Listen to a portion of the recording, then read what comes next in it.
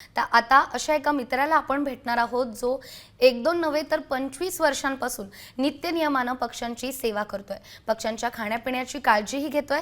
चला तर पाहूयात या पक्षी मित्राची खास गोष्ट।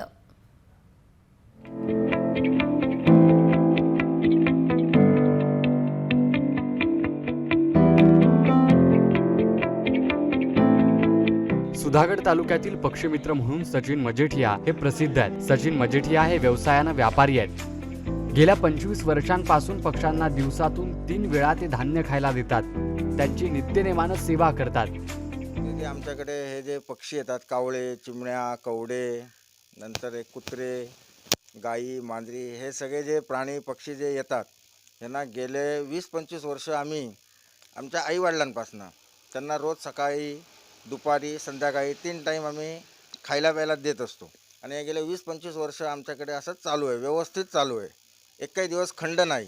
आम्ही कुठे बाहेर गावी गेलो तरी त्यांच्यासाठी शेजारी पाजारी आम्ही त्यांच्यासाठी खाऊ इथे देऊन जातो, म्हणजे ती लोक त्यांना देतात, पण त्यांचा आम्ही खंड पडू देत। मजेठिया यांना पाहताच पक्षी अंगाभोवती फिरतात, त्यांच्या खांद्यावर बसतात, त्यांच्याशी ते खेळतात।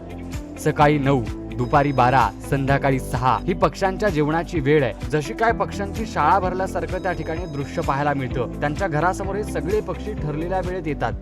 उन्हाळा असेल, पावसाळा असेल, हिवाळा असेल, या तीनही ऋतूंमध्ये पक्ष्यांचा किलबिलाट त्यांच्या दारी ऐकू येतो। गौसखान पठाण, AM न्यूज, सुधागड। हा व्हिडिओ तुम्हाला आवडला असेल तर लाईक, कमेंट आणि शेअर करा। सबस्क्राइब करा आमचं चॅनल आणि बेल आयकॉनवर क्लिक करा।